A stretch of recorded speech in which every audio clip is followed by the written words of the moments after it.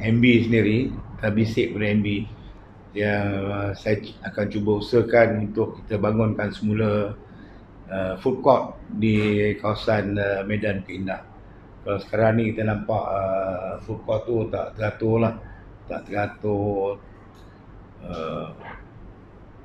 Bersih memanglah kurang bersih, kita dapati kadang-kadang tersempat dan tikus juga. Kemudian sekarang ni pun kalau kita pergi tu ada restoran yang tak buka, dia pencahayaan tak betul, toilet tak ada, sink basuh tangan tak teratur.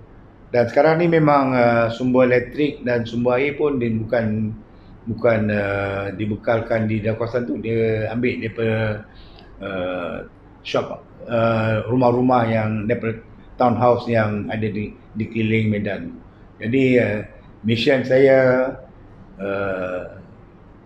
bila dilantik disambung sebagai ahli majlis, saya akan beri tumpuan lah untuk membangunkan food court yang ada di Medan Keindah. Walaupun bila saya mengutarakan idea ni di kalangan peniaga food court tu sendiri, ramai yang tak berapa setuju untuk kita bangunkan semula. Sebab kita pun tahu ada beberapa faktor lah kenapa mereka tak setuju. Ada seperti di lain-lain tempat juga, ada peniaga-peniaga di food court tu sendiri yang sewa atas sewa. Itu yang masalah besar di food court tu yang perlu diselesaikan lah. Ada yang owner dia claim tu lot dia, dan dia tak berniaga lah, tapi dia bagi ke orang lain, dan orang peniaga lain tu akan bayar sampai 400-500 sebulan kepada mereka lah, untuk orang peniaga yang kecil lah. So, InsyaAllah bila dilantik disambung khidmat sebagai ahli majlis, mission saya pertama, saya akan cuba food court lah. Saya dalam kiraan MPJ sendiri pun we need at least 2 million lah untuk bangunkan kawasan itu semula. Kita ada beberapa contoh food court yang telah dibangun kalau MPJ di Taman Melawati dan di Pandan Indah. Bila dibangunkan, kawasan tu jadi cantik balik lah. Saya pernah pergi Thailand. Dia punya food court simple dia tak ada konkrit, dinding batu macam di kawasan Kuala Lumpur kan, pasar moden kan. Dia buat 2 tingkat, bawah tu tempat makanan, atas tu jual kain baju, permainan kanak-kanak. Mungkin konsep tu boleh, dia belanja tak banyak. Ulasan tuan? Dia boleh buat macam tu, tapi kat Malaysia ni nampak konsep tu tak berapa nak comel. Dia tak apa-apa jadi. Kita tengok contoh kalau kita pergi Terengganu kat Pasar Payang dulu, dan kalau pasar besar Siti Hadijah sendiri pun, satu dia punya kebersihan tu tak dijaga elok. Kemudian tikus pun banyak kan, kadang kain tu tikus pun naik atas juga, dia pun nak pakai baju batik juga misalnya. Jadi pada saya memang kita boleh buat, tapi balik pada tadilah sikap kita sendiri. Kalau kita pergi kat negara maju, dia punya pasar basah pun bersih, pasar ikan ni, pasar sayur, pasar ni teratur, kemas.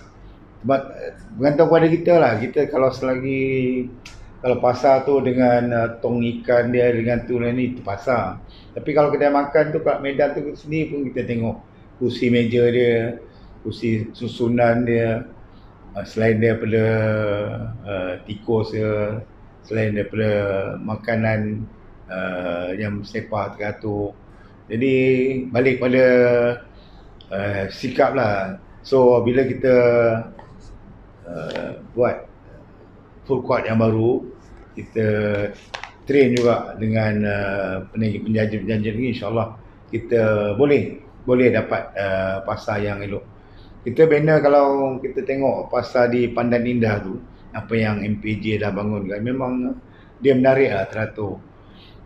Kalau kita pergi Indonesia pun, saya setuju dengan yang buat 2 level atau 3 level. Dia untuk komuniti, kalau saya pernah pergi kat Surabaya misalnya, dia kerajaan ataupun MPJ dekat sini, dia boleh gunakan uh, satu level tu untuk buka peluang bisnes online ni pada budak-budak. Adakah kemudahan wifi ke, pencahayaan betul, aircon. Budak-budak yang tak mampu nak berniaga, yang tak mampu nak sewa shop lot, ruang berniaga, dia akan boleh datang kat situ gunakan fasiliti tu percuma. So, tapi kita bagi tempoh lah. Kita bagi dia banner dalam masa setahun ke, guna secara percuma ruang dan kemudahan wifi yang ada ke. So bila dia dah ni, dia akan pindah ke tempat lain, seperti yang mana Majlis Kota Surabaya buat lah. Dia memang berjaya. Tuan ada pergi Pasar Senen Jakarta? Tak, saya tak sampai Jakarta ni. Okey. Kalau satu lagi lah saya punya pandangan yang tak banyak belanja, kabut sale setiap weekend lah, sama ada Sabtu atau Ahad. Jadi semua orang boleh jual dalam zaman PKP ni, pengangguran. Jadi mereka boleh jual kain baju second hand, kasut, barang kanak-kanak, permainan kanak-kanak. Apa pandangan tuan? Kabut sale ni memang bagus lah. Kalau cerita kabut sale ni, saya masa belajar kat England dulu memang setiap minggu lah, memang pergi kat semua kabut sale yang ada lah. Tapi kat sana kabut sale dia memang harga tu memang dia buka booth kereta untuk jual barang tu, memang dia intention dia satu nak dispose barang, bukan dia nak berniaga. Kalau kat UK lah, barang dia memang murah lah. Kalau plugs yang harga kat sana 25 pound, 30 pound ke 40 pound, dia akan jual 1 pound je. Kasut tu mungkin elok lagi, sebab dia dari dulu lah. Kalau macam kat Europe, dia mungkin 2 tahun sekali ke 3 tahun sekali dia akan tukar semua barang-barang ni, termasuk perabot lah. Tapi kat Malaysia ni lain. Kita orang ni, Melayu ni lain, termasuk saya jugalah. Kalau kita pakai baju tu masih boleh pakai 20 tahun pun kita pakai juga. So bila kabut sale, apa yang dijual tu mungkin kualiti dah tak ada, tapi dia masih nak jual harga mahal lagi, kan. Atau kami pernah buat kumpul baju-baju terpakai. Kita bagi bantuan kepada bagi baju tu percuma kepada mangsa badir pun mereka pilih juga. Mereka tak nak pakai sebab baju tu dah lusuh. Orang hantar baju-baju lusuh untuk kerja-kerja yang charity itu. Begitu juga kabut sale. Beberapa kabut sale yang terlihat mereka pun jual baju-baju yang orang kata dah kebanyakannya dah lusuh lah. So mungkin tak sesuai lah. Kalau kabut sale untuk jual makanan mungkin tak sesuai, kita dah ada penjaja-penjaja. Kabut sale nak jual pinggan mangkuk pun ramai orang yang tak